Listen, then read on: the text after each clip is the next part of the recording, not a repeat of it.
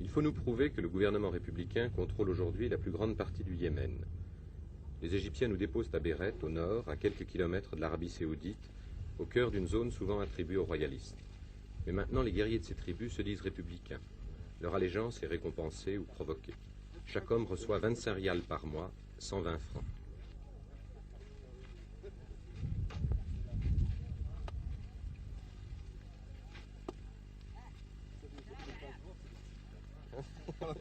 Quel âge a-t-il?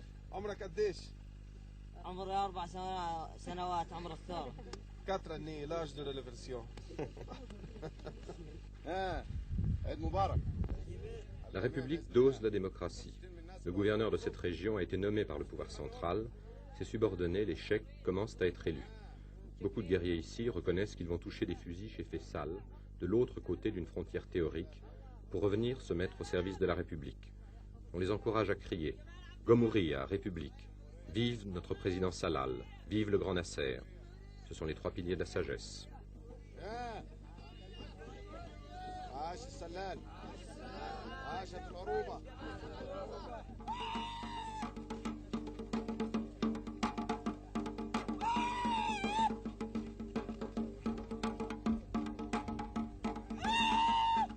Nous sommes les premiers occidentaux à venir ici par ces voies. On tient à nous faire honneur. Les guerriers dansent autant pour le plaisir que pour les étrangers. Les danses, appréciées par le public, sont plus réalistes que mystiques.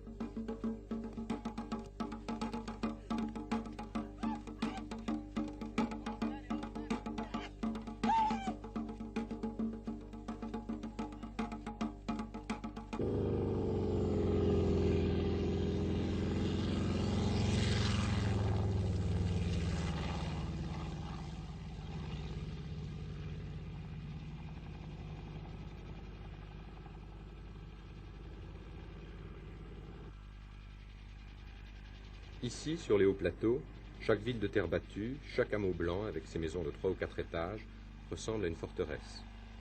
Le paysan yéménite, depuis des siècles, a le génie de l'agriculture en terrasse. Parfois, il tend à fuir la terre, non par paresse, mais pour se rebeller contre sa condition. Le Yémen n'était pas féodal au sens européen. Il n'y avait pas de serfs soumis à des obligations rigoureuses. Il était féodal par sa masse paysanne exploitée. Il était surtout coupé de tout contact avec le monde extérieur. Avec la Révolution, de nombreux paysans sont devenus guerriers ou soldats. Les femmes se plaignent souvent de ce que les hommes passent trop de temps l'arme aux pieds.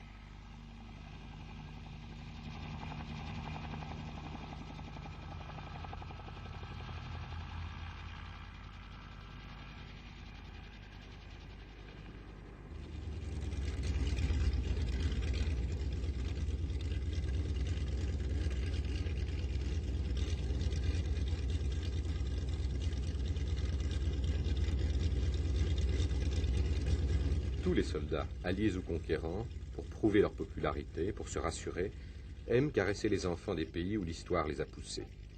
Officiers et pilotes égyptiens, frères arabes, libérateurs, conseillers, occupants, au hasard des haltes où ils sont accueillis avec hospitalité, sans hostilité, ne manquent pas à la règle. Partout, souriants, vifs, des gosses sortis de paysages qui semblent déserts viennent à leur rencontre.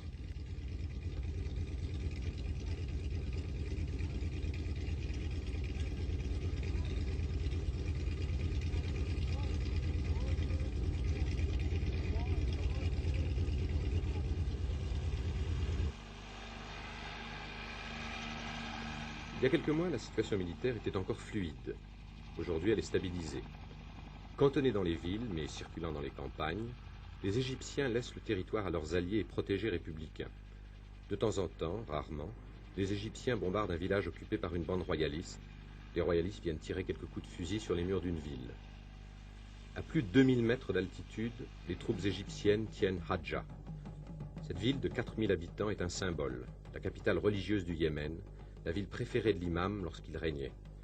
Quand l'imam tient Hadja, dit la tradition, il tient le Yémen. Aujourd'hui, Égyptiens et républicains tiennent Hadja. On nous fait remarquer avec insistance que nous sommes les premiers journalistes occidentaux à voir Hadja aux mains de la République, et on nous traite en conséquence.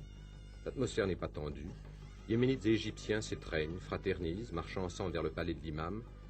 mais il est difficile de percer les apparences, de savoir jusqu'à quel point les Yéménites supportent l'indispensable présence égyptienne.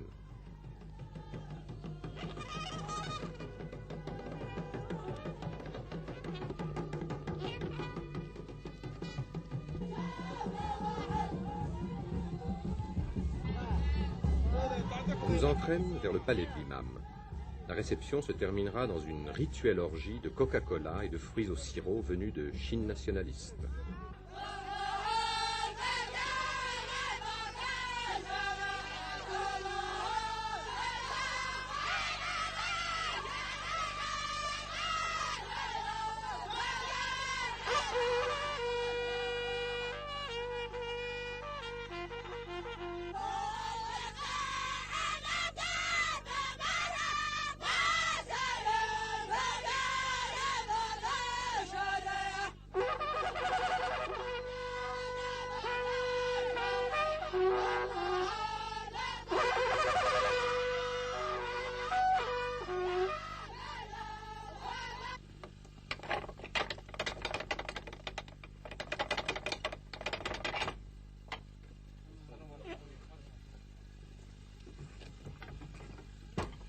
Un dicton affirmait « Le Yémen est la prison du monde et Hadja est la prison du Yémen ».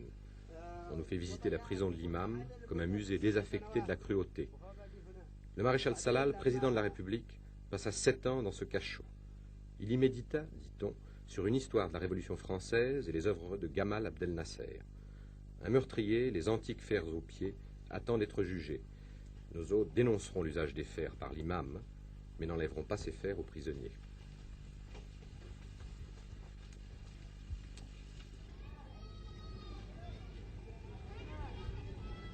Les républicains sont fiers de leurs nouvelles écoles. Il y a 5 ans, elles étaient très rares. Seuls les notables alors et les officiers de police avaient droit à l'instruction. 1, 2, 3, 4, 5, 6, 7, 8, 9, 10, 11, 12, 13, 14, 15, 16, 17, 18, 19, 20. Okay, what is your name? My name is Abdallah. 15 years old. Aide et tutelle. Dans la plupart des écoles, les directeurs sont yéménites, les professeurs égyptiens. Les cadres yéménites manquent. Le directeur de la plus grande école du pays, qui ouvrira en septembre, a 18 ans.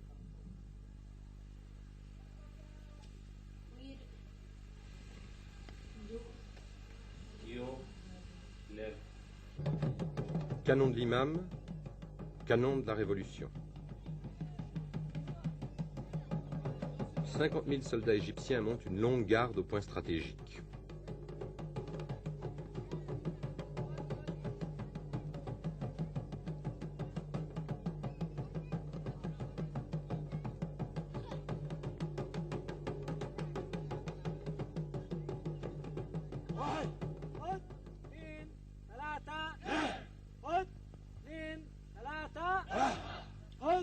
La gymnastique physique est complétée par la gymnastique intellectuelle de très nombreux cours idéologiques.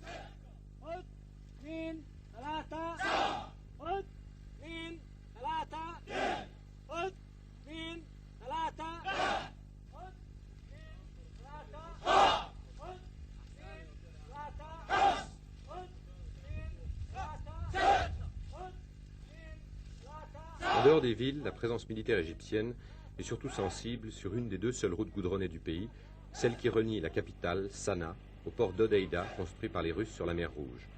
Offerte par les Chinois au Yémen lorsque l'imam régnait, cette route fut sans doute le premier grand acte révolutionnaire. Sans elle, en 1962, les Égyptiens n'auraient pu secourir rapidement les révolutionnaires yéménites.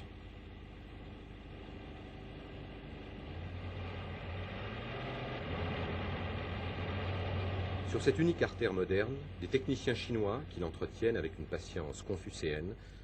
Efficaces, solitaires, ils sont aussi timides et allergiques à la caméra.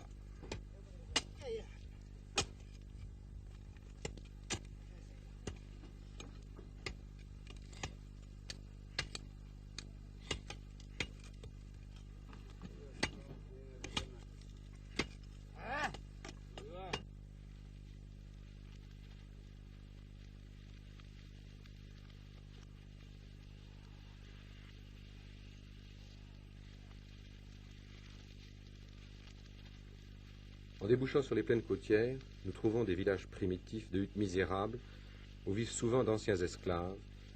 Ces villages sont regroupés le long de la route.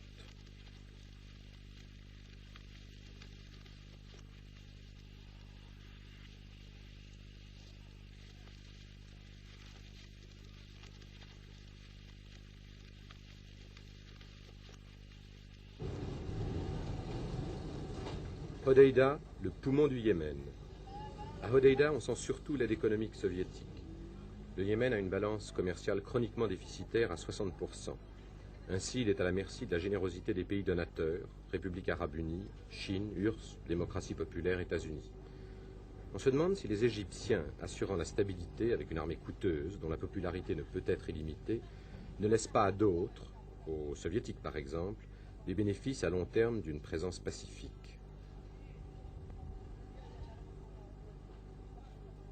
Quelle est la situation politique ici?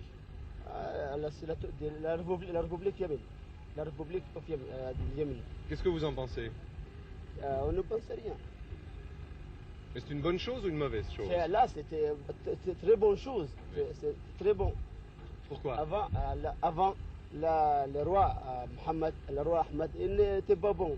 Il n'a pas faire des écoles, des hôpitaux. Tout ça, il ne peut pas faire. Mais lorsque la révolution commence, il fait tout cela.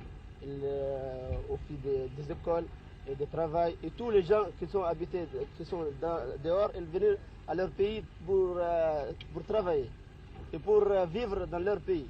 Vous avez l'impression qu'il y a encore beaucoup de royalistes au Yémen? Non, il n'y a rien. C'est fini. Les gens ils disent qu'il y a des royalistes, mais il n'y a pas. Moi, il n'y a pas de royalistes. Nous sommes tous Yémen et nous voudrons la République yéménite. Nous voudrons la révolution, nous ne voudrons pas la royaume. Un effort fantastique a été fourni pour faire entrer le Yémen dans le XXe siècle. Depuis 1962 seulement, écoles, automobiles, usines, cliniques, cinémas surgissent dans les villes. Mais l'effort est parcellaire. Ce qui semble le plus manquer, c'est un plan d'ensemble. Le Yémen hésite aussi entre un socialisme verbal et le libéralisme dirigé. À côté des anciennes classes sociales en mutation, un embryon de prolétariat industriel apparaît. Il apprend avec fierté les exigences de la spécialisation et du pointage. Au Yémen, on peut encore être guerrier à 12 ans. Aujourd'hui, on peut aussi être ouvrier ou chauffeur de taxi au même âge. Dans les villes où vit un 15e des 4 millions de Yéménites, la jeunesse de la révolution, c'est avant tout la révolution et l'évolution de la jeunesse.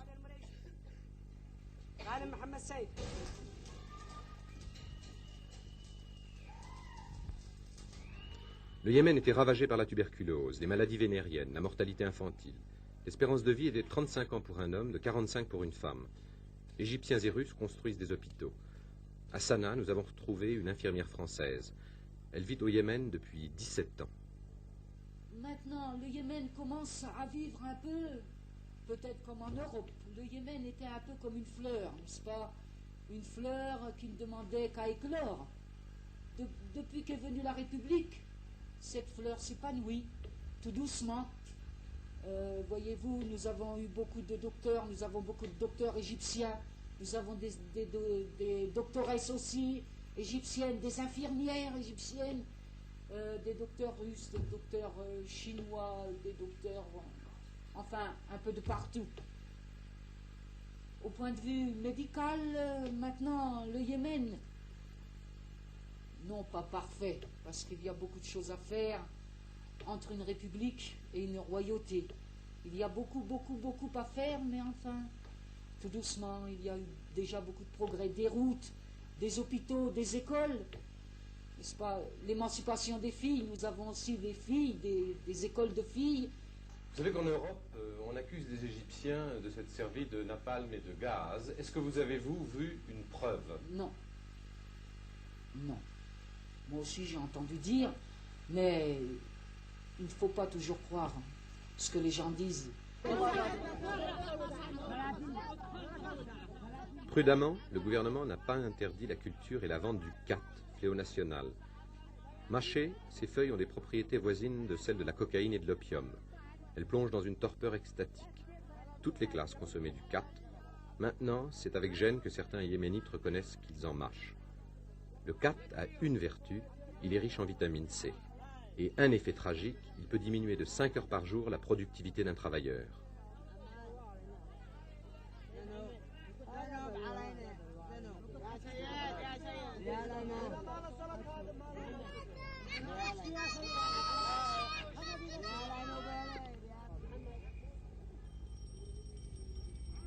Sanaa, la perle de l'Arabie pour les poètes arabes.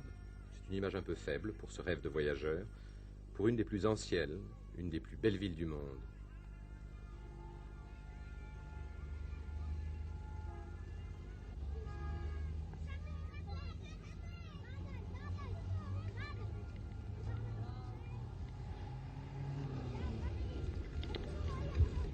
Dans ces rues, les recrues égyptiennes traînent leur désœuvrement. Les civils yéménites, depuis quelques semaines, n'ont plus le droit de porter leurs fusils en ville sans permis. Les soldats égyptiens ont droit à 15 jours de permission tous les 2 ou 3 mois. Pourquoi cette libéralité, peu courante dans les armées? Parce que les femmes yéménites sont inabordables, nous a dit un colonel égyptien. On ne peut pas laisser les hommes seuls aussi longtemps.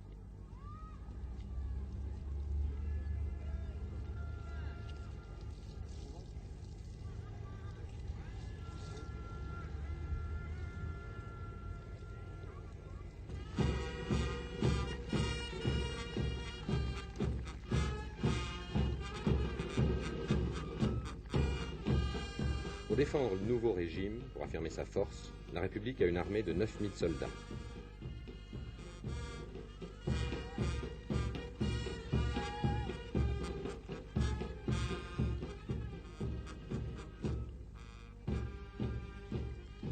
Encadré par ses ministres et ses conseillers égyptiens, le maréchal Salal, fils de forgeron.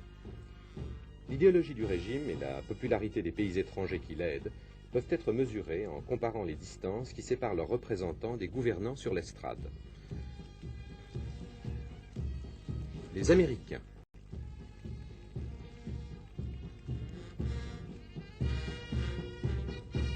Et plus proches du pouvoir, nettement plus proches,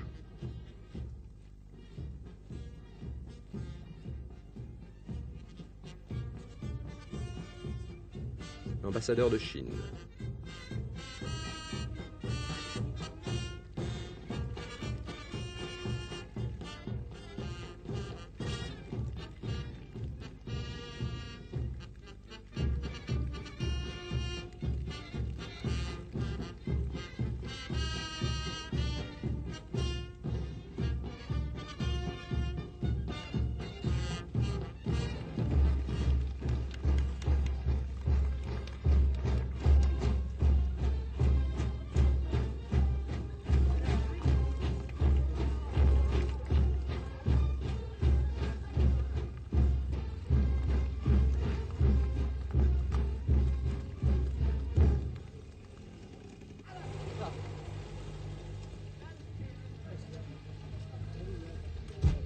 La politique intérieure yéménite est secouée par les activités des grandes puissances, par les royalistes, par les divergences entre républicains.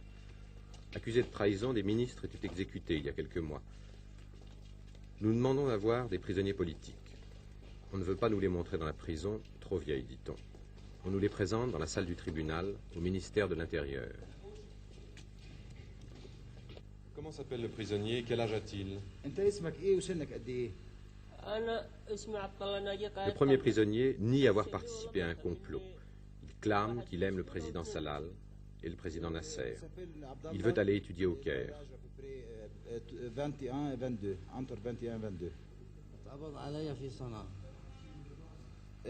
Il est arrêté à Sanaa. Après le procès d'espionnage. 2 autres détenus, un de 17 ans, en prison depuis 2 mois, un de 31 ans, en prison depuis plus de 2 ans. Et ce dernier risque sa tête.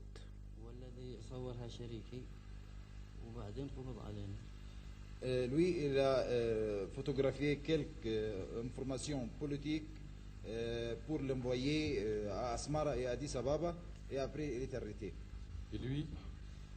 Lui, il était dans le centre culturel des États-Unis à Taïz. Et là-bas, il a reçu des ordres de ramasser des informations politiques, militaires, pas lui seul, mais aussi avec des autres gens, et c'est pourquoi c'était arrêté. Quel type d'information? Politique et militaire, comme il a dit maintenant. Mais très exactement, on lui demandait des renseignements sur quoi? كانوا بيطلبوا منك معلومات على وجه التحديد عن ايه؟ معلومات سياسية عن ايه؟ عن أصل كانوا بيطلبوا مني أخذ وجهة نظر عن الاحتفال الذي وقع في تعز في المدرسة الروسية، افتتاح المدرسة الروسية، حفل افتتاح المدرسة الروسية. De donner des informations sur la réception qu'on a fait dans l'ouverture de l'école qu'on appelle l'école russe là-bas à Taïz. Ayant appris le mot liberté il y a 5 ans, le Yémen aime les manifestations politiques. Vive les Arabes unis, vive Salal, vive Nasser, abat les Anglais, abat Faisal, abat Bourguiba, abat Israël.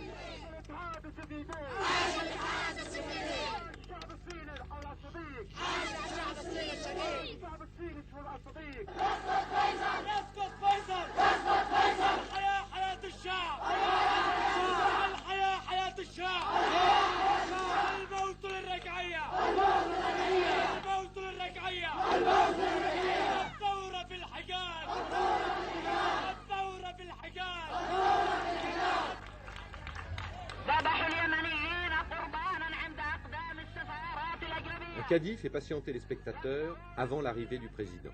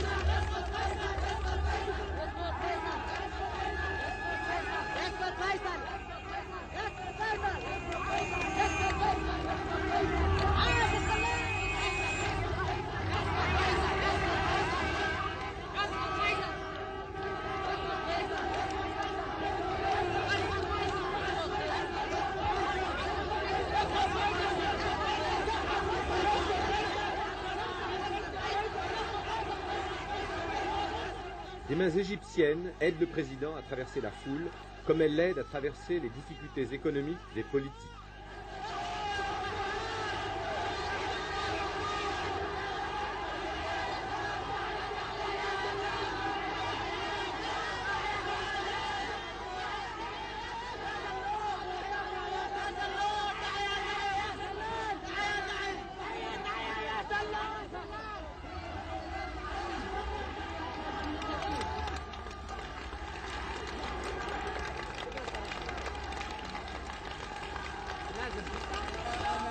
شهداءنا بدافع الحقد والانتقام حقد الملوك. Le maréchal salue les patriotes tombés pour la révolution.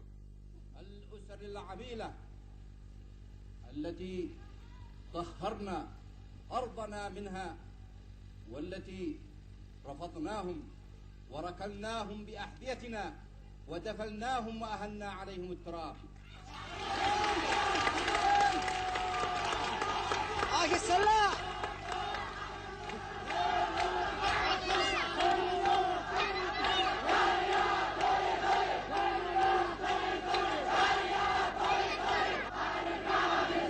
إسرائيليين إلى الحرم قتلوا شعب اليمن سنتجند للظهر. Quelquefois, le chef de chœur s'évanouit.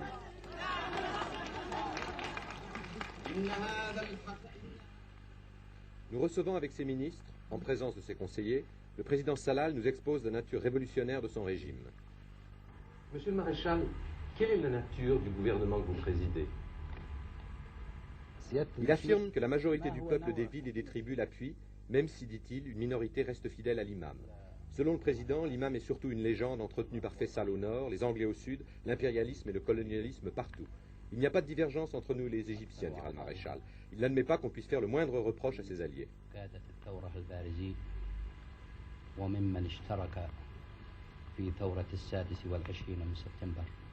Monsieur le Président, vous sentez-vous civil ou militaire? والله بينهما في هذا الحال بينهما عسكري بالنسبة للأعداء ومدني بالنسبة للشعب اليمني طبعا بالنسبة Je suis militaire pour les ennemis et civil pour ma peuple.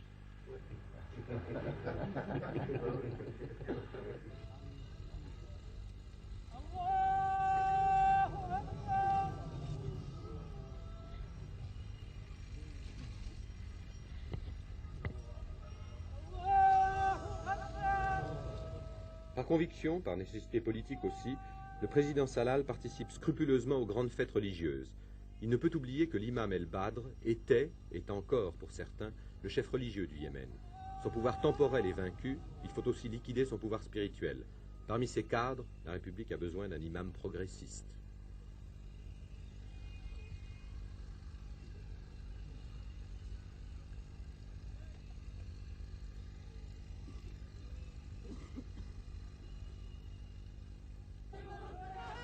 Au Yémen, religion et politique restent étroitement mêlées, beaucoup plus, semble-t-il, qu'en République arabe unie.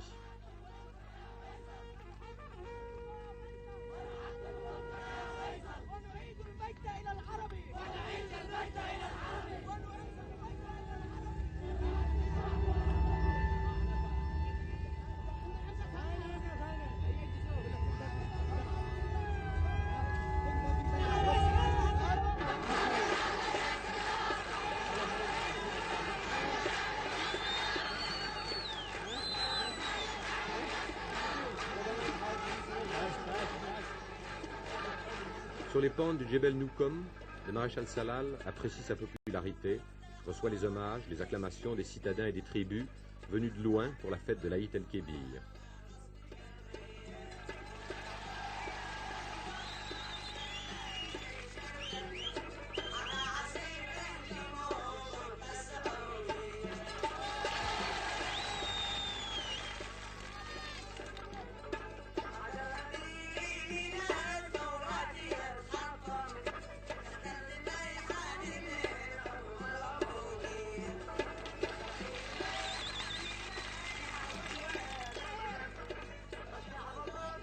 Le président Salal est assis à l'ombre de l'arbre sous lequel venait s'asseoir l'imam. Autrefois, il y a 5 ans seulement.